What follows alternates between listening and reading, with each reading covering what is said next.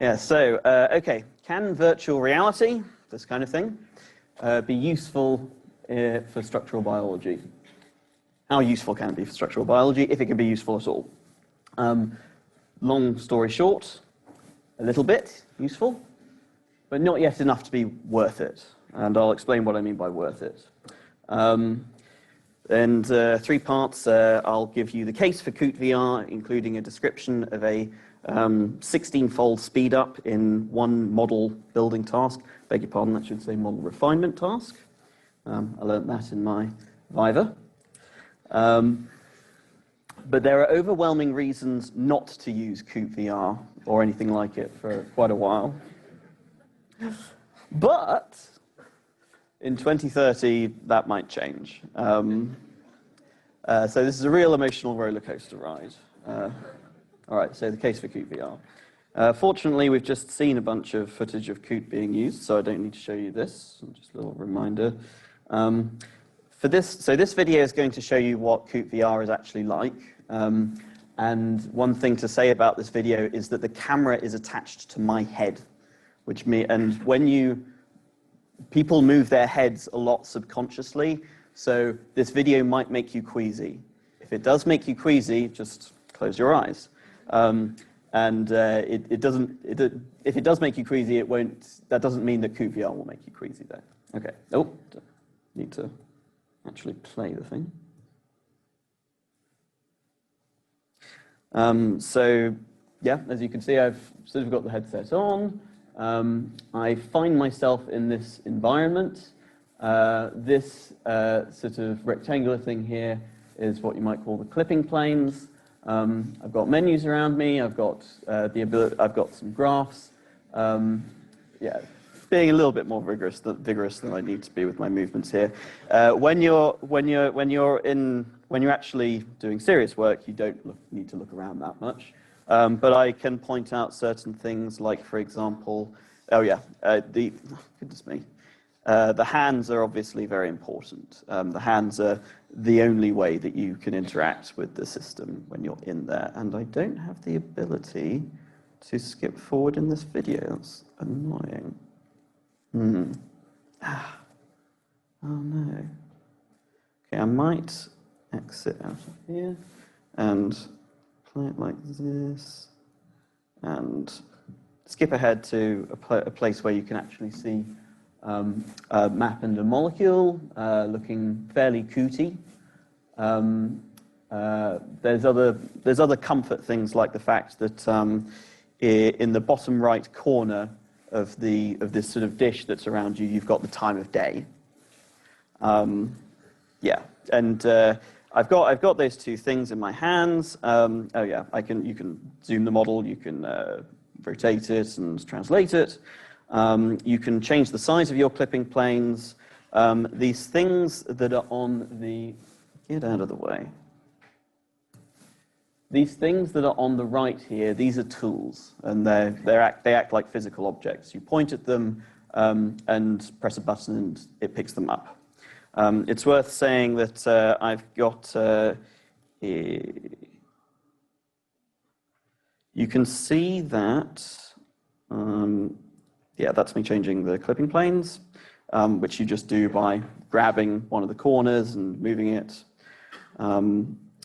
And, all right, this little sort of red line here is a sort of laser that's coming out of the side of my hand, and you use that to point at things over here and do what you want to do with them. Various obvious things that you need to do, like hide the model or go to a certain residue, for example. Yeah, some of that's in there. I intended to have all of the functionality of Coot in there. That was much too ambitious, but you know, yeah. So if you want to actually use CootVR, well, watch this presentation before you go and spend £400. But you can get one of the. I recommend getting one of these things, an Oculus Quest, and if you get it and you just open up this web page in it, then you will be in CootVR. And if you really like it, then there are extra features that you can get. For example, Rotamer libraries, and And for that, you need to have a server that's running Coot. And you can email me if you'd like to set that up. Okay. There's a lot of non-trivial design questions with this project. So the clipping planes is one. It's in the shape of a truncated pyramid, which may seem like a strange thing to go for, but it's very much the natural shape to have for clipping planes. If you have it as a cube, then it feels like you're not seeing enough. It's also very thick, and this sort of gets into one of the advantages to virtual reality. Actually, when you've got a molecule in there, it may not have been very clear in the video, but it's really easy to use your three-dimensional intuition. One thing that happens with Coot users is that you have the Coot shake, right? That, as I understand it, has given some people repetitive strain injury. The Coot shake is what you use to give yourself the three-dimensional intuition for what you're actually looking at. Until you've shaken the screen a little bit, you're not exactly sure what is in front of what. But that doesn't happen in virtual reality. You have stereoscopy. There are previous technologies that have allowed you to have stereoscopy that I'll get into actually, but humans, we don't actually know it, but we're doing lots of small head movements all the time that improve our ability to understand the three-dimensional environment around us. You can also move the menus, so it's kind of like having an ordinary piece of software with you. You've got lots of little windows that you can move around and menus. It's this perspective-shaped thing directed towards where the user's head is supposed to be. You're sitting at a desk when you're using it, so your head is generally in the same place. But there is a button to recenter it. Another aspect of I tried adding this, by the way, to give you some distinction between the area where the map and the molecule are and the place where the menus are, but actually I don't recommend doing this.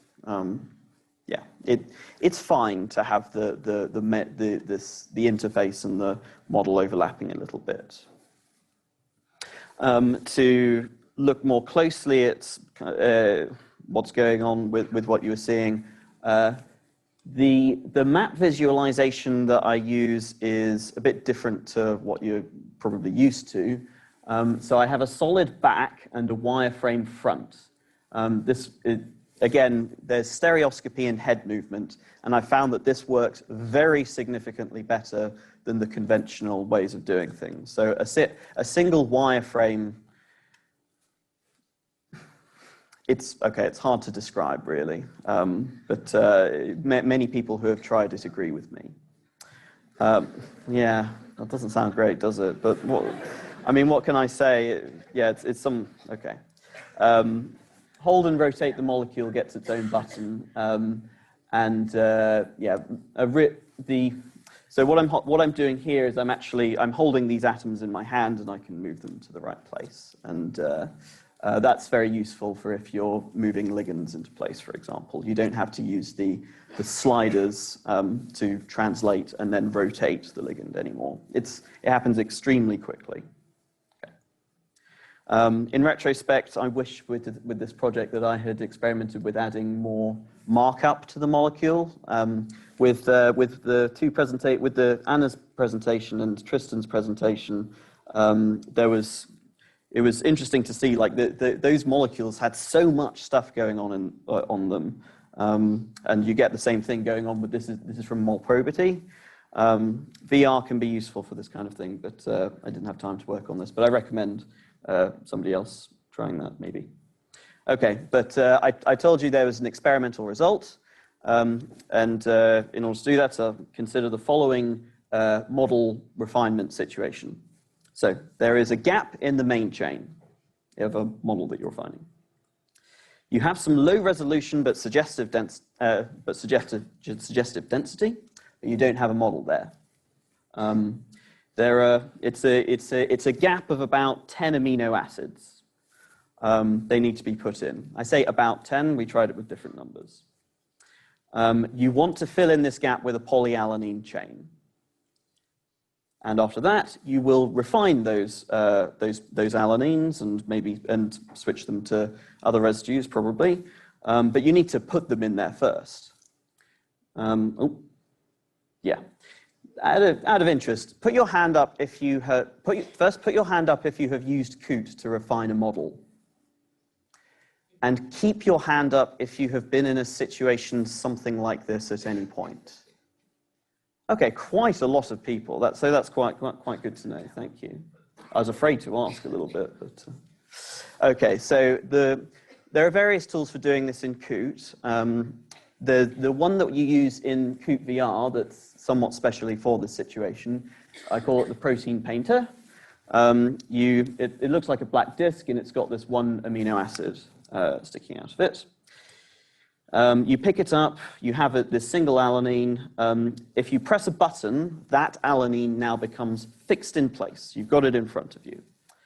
But you can change the orientation. If you move your hand around, the carbon alpha will stay of that residue that you just put down, will try to be as close to your hand as possible, but it'll stay in the place that you put it. Press that button again, and you get a new alanine, right? That's what's happening here. And if you continue moving your hand around, then that residue will follow it by changing its phi psi. So it's obeying all the chemical constraints that are upon it, pretty much. Yeah. Yeah, and you move your hand along and you press the button, you get more residues, it fills up the chain until you're done, and then you refine it. I say when you refine it. Yeah, you hit real space refine, or whatever else you'd like to do. Okay.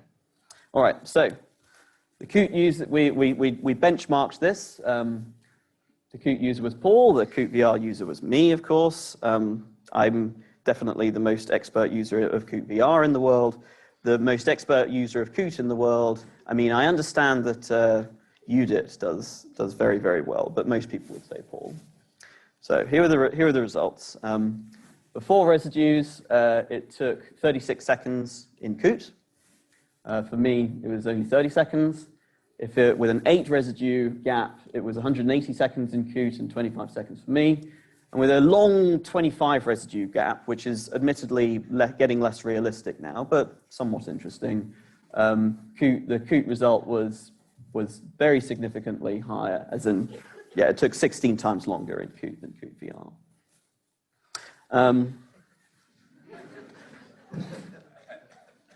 Yeah. No, what does this show? This is cherry picking, right? Filling in residues by hand is not a terribly common task. I mean, a lot of there's various automated tools that you might consider using for this, not least Buccaneer. It would depend on many things what the very best tool to use would be, but I just wanted to show that this is an example of at least something that does better in Coot. When we chose this task, we were playing to the strengths of VR. In VR, you can understand your 3D situation extremely well. Like I say, there's no need for the Coot shake, right? You put in a residue, you put in a residue. Oh, now you've got to rotate the model. If you're in Coot, you've got to, okay, go along a little bit and then give yourself the idea of which way you need to put the residue. With CootVR, it's extremely fast. That you don't even think about that. And it's very easy to specify intended atom positions. But this does not show that CootVR is faster than Coot overall. What would it take to show that CootVR is faster than Coot overall? Lots more experiments, I would say. So it's quite difficult. But yeah, I'm pretty sure that I know what the general result of those experiments would be. In the holistic assessment, I think CootVR does worse than Coot. Okay. Does anybody use these? Anybody see this? We've got a few hands. Yeah. Some people swear by them. But I'll say something. Elliot, who was at the time in the Von Delft lab, had one of these and used it for a while in his use of Coot.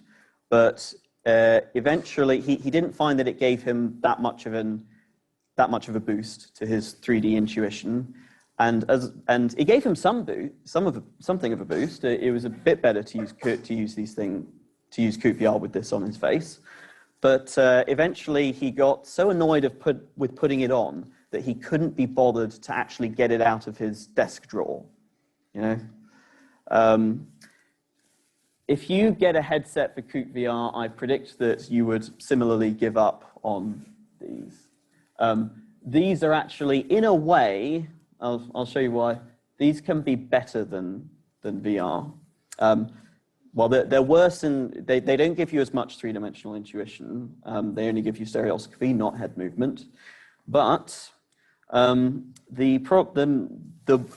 weight that needs to be pulled if you're going to use a VR headset, oh my goodness me.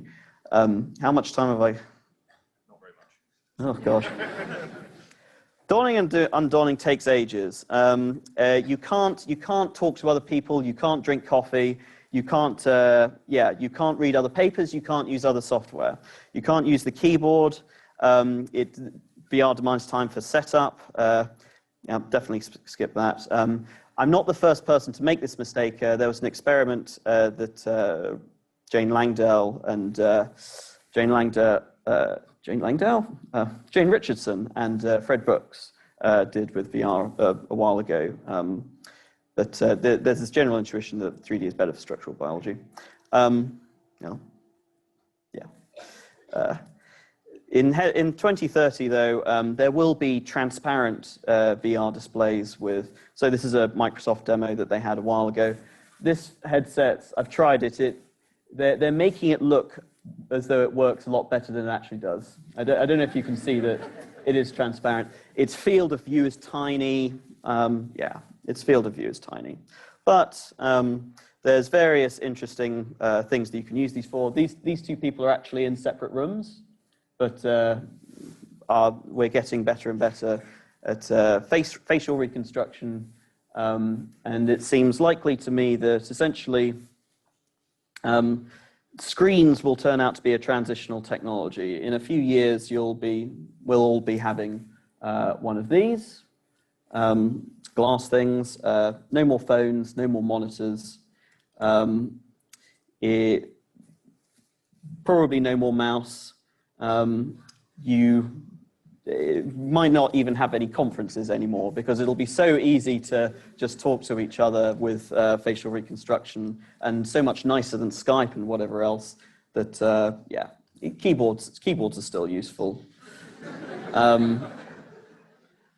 But in 2030, 2035, most PhD age people will have headsets. And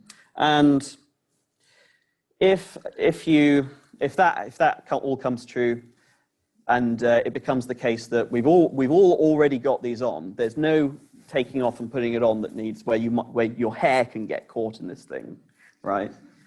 When that's not happening anymore, I encourage you to use this interface. I spent ages on it. With that, I have to acknowledge the wonderful support of Paul Emsley, the Guryachev Lab and the Von Delft Lab for hosting me at various times, Atlanta Cook and John Aguirre for examining my thesis and inviting me to do this conference, and Anna and Tristan and all my other supporters and naysayers. It turned out that the naysayers were right. But,